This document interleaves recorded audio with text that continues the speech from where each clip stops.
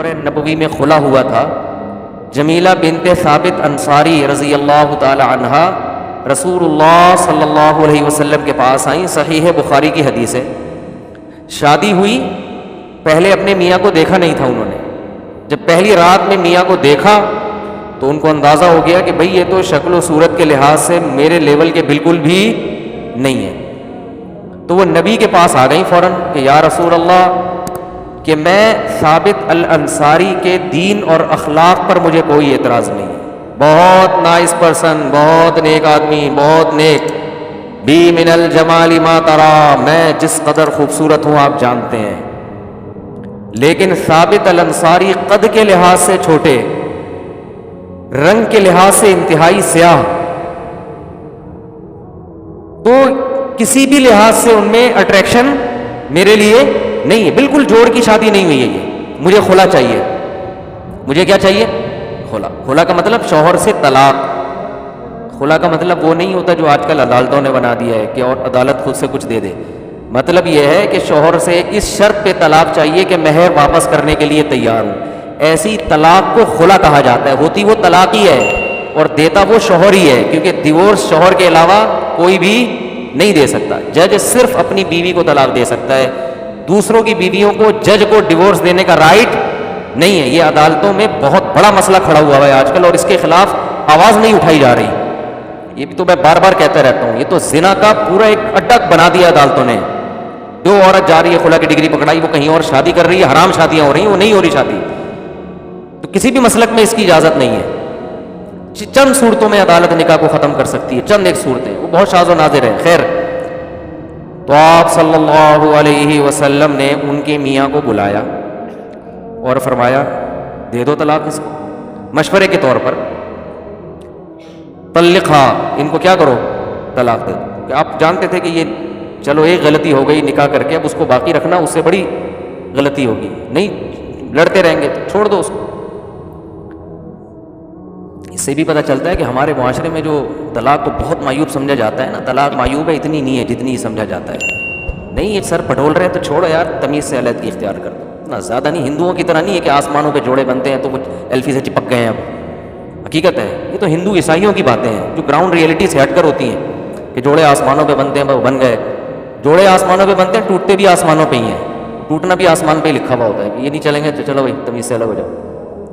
ایسا نہ ہو جا کے بلا وجہ الگ ہو جائیں. یعنی ایک حد ہوتی ہے برداشت کی. کیا ہوتی ہے؟ ایک حد ہوتی ہے. میرے سامنے ایک دفعہ ایک میاں بیوی کا کیس آیا, تو وہ کیس میں یہ نوعیت تھی کہ بہت زیادہ ان کے پھڈے ہو رہے تھے نا. خیر ہم نے سلو صفائی کرا دی. میرے ساتھ کوئی پینل بھی تھا علماء کا, تو ہمیں اندازہ ہوا کہ یہاں غلطی بیوی کی ہے, عورت کی غلطی ہے. وہ بہت شرارتیں کر رہی تھی. بعض دفعہ مرد کی غلطی ہوتی ہے, بعض دفعہ عورت کی. یہاں اس کیس میں عورت کی غلطی تھی, بہت شرارت کر رہی تھی. تو جب ان کا صلح ہوا نا, تو پھر صلح میں یہ طے ہوا کہ اب یہ جیسی بھی ہے, جس طرح بھی ہے, شوہر کو برداشت کرنا پڑے گا. یعنی آئندہ یہ کبھی بھی زندگی میں ڈیورس نہیں دے گا. اس شرط پہ ہم لڑکی کو بھیج رہے ہیں. لڑکی والوں نے کہا کہ جو ہے جیسی ہے برداشت کرنا پڑے گا. تو لڑکا لکھ کے دینے لگا, ہاں جو ہے جیسی ہے. میں نے کہا بھائی کیا مطلب جو ہے جیسی ہے, یہ کیا بات ہے؟ گھر جوڑنے کے لیے ایسی شرط لکھوا دینا کہ جو بعد میں افورڈ ہی نہ کر سکو. آپ بولو میں برداشت کروں گا جس حد تک برداشت کر سکا. بات بات پہ نہ ڈیورس کی دھمکی دوں گا نہ کوئی اور ایسی, لیکن ایک لمٹ ہے.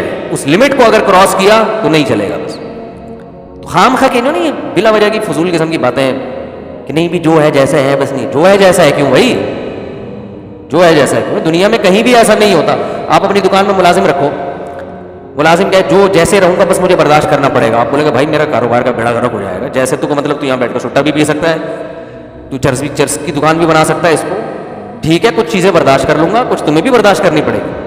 تو اسی طرح مرد کا معاملہ بھی ہے. تو میں بار بار ان مضامین کو ریپیٹ اس لیے کرتا ہوں کہ کھوپڑی میں بیٹھ نہیں رہے ہیں. تو اسی طرح شوہر بھی برا ہے, ہم عورتوں کو کہتے ہیں برداشت کرو, لیکن اس کی بھی کیا ہے, یہ نہیں کہ جتنا بھی برا ہو بس گھر جوڑنا ہے. اصل میں تو گھر محبتی سے چلتے ہیں. ایک دوسرے کو جب تک برداشت نہیں کرو گے تو گھر نہیں چلتے. ٹھیک ہے برداشت نہیں کرو گے نہیں چلتے, لیکن برداشت کی بھی ایک لمٹ ہے. کیوں برداشت کریں حد سے زیادہ؟ کیوں برداشت کریں بھائی؟ کیوں؟ شادی ہم نے برداشت کرنے کے لیے تھوڑی کی ہے، سکون کے لیے کی ہے نا. تو ٹھیک ہے، اس سکون میں کچھ چیزیں، ہر دنیا کی ہر نعمت میں کچھ فالٹ بھی ہوتے ہیں، لیکن ہر چیز کی یہ کیا ہوتی ہے؟ حد ہوتی ہے. اس حد سے آگے میں تو کم از کم برداشت نہیں کر سکوں گا بھائی، جو میں دوسروں کو کیا ایسی ترغیب دوں.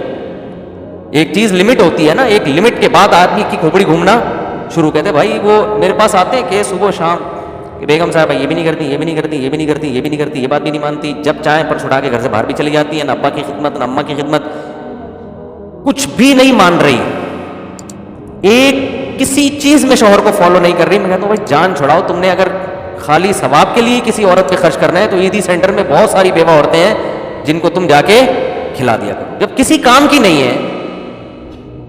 اسی طرح میاں بھی اگر وہ خرچہ نہیں اٹھا رہا، گھر کا کرایہ بھی نہیں دے رہا، بچوں کے اسکول کی فیسیں بھی نہیں دے رہا، علاج معالجے کے پیسے بھی نہیں دے رہا، میاں فوراً سے پہلے بدل لو بھائی. ہم تو یہی کہتے ہیں لوگوں کو. ایسے میاں کی اطاعت کر کے خام خواہ میں اگر ثواب ہی حاصل کرنا ہے تو اتنی خدمت اپنے ابا کی کر کے، وہ بھی تو ثواب ہے نا. رہنے تو نہیں سمجھ میں آ رہا تو رہنا. تو خام خواہ میں پھلترو کی طرح ایک بندے کا نام اپنے ساتھ لگانے کا، جب وہ کوئی سرے سے کوئی حقوق ہی ادا نہیں کر رہا ہے تو پھلترو کی طرح نہیں چیزیں چپک جاتی ہیں آپ کے ساتھ. دیکھا ہوگا نا پھلترو، پتہ کسے کہتے ہیں؟ بعض دفعہ یہ ہوتا ہے، اب تو یہ چیزیں ختم، بچپن میں چیزیں نظر آتی تھیں، جیسے سردیوں میں نا چیزیں چپک جاتی ہیں تو اون جو سویٹر بن رہی ہوتی تھی نا خواتین گھر میں، تو بعض دفعہ اون چپک گیا کپڑے سے. اب وہ دھاگے کی طرح جا رہا ہے، آدمی یوں کر رہا ہے تو اس شلوار سے چپک گیا، ادھر سے ہٹا رہا ہے اس والے پہ چپک گیا. تو اکثر وہ قمیص کے پیچھے چپکتا تھا، وہ نظر نہیں آتا تھا، پھر تو وہ چپکا رہ جاتا تھا. تو لوگ کہتے تھے کیا یار پھلترو لگا لیے ساتھ میں، جہاں جا رہے ہیں ساتھ ساتھ. یہ تو ایسے ہی بعض عورتوں نے پھلترو کی طرح میاں کو اپنے ساتھ چپکایا ہوا ہے، وہ ایک حق بھی کم وقت ادا کرنے کے لیے تیار نہیں ہے. تو بعض نے پھلترو کی طرح بھی بیگم کو چپکایا ہوا ہے، بعض نے پھلترو کی طرح. تو ایک حد ہے برداشت کی بھی. اس کے بعد پھر قرآن کیا کہتا ہے؟ تمیز سے علیحدگی. تو مجھے ڈر یہ لگتا ہے ایسی باتوں سے خام خواہ کی علیحدگیاں نہ شروع ہو جائیں. یہ بھی بہت ڈر لگ رہا ہوتا ہے، سائڈ افیکٹ بھی بہت ہوتے ہیں اس طرح برملا بات کرنے کے. لوگ بلا وجہ زندگی گزار رہے ہوتے ہیں، برداشت کر کے خام خواہ علیحدہ نہ ہو جائیں. تو وہ برداشت اصل ہے لیکن ایک حد تک. اور حد جو میں لوگوں کو بیان کرتا ہوں، شوہر اتنا خراب ہو جائے کہ عورت ذہنی مریضہ بننا شروع ہو جائے، ڈپریشن کی گولیاں کھانا شروع کر دے، تو بس یہ لمٹ کراس ہو گئی ہے. اب کیا ہے؟ اسٹریس اتنی ہے کہ گولیوں پہ آ گئی ہے. اگر بیوی ساس نے بہو کو اتنی ٹینشن دی ہے کہ اب بہو صاحبہ ڈپریشن کی گولیوں پہ آ گئی ہیں، تو بھائی اب کیا ہونا چاہیے؟ یہ بہت ہو گئی. کیونکہ اس کی وجہ یہ ہے کہ اب غلطی جس کی بھی ہو، لیکن اب یہ حدود اللہ پر قائم بولو نا نہیں رہ سکتے. اب غلطی میں پڑنا کہ کس کی غلطی تھی، جس کی بھی تھی، بہرحال نقصان تو اس کا ہو گیا نا. تو کیا فائدہ بھائی؟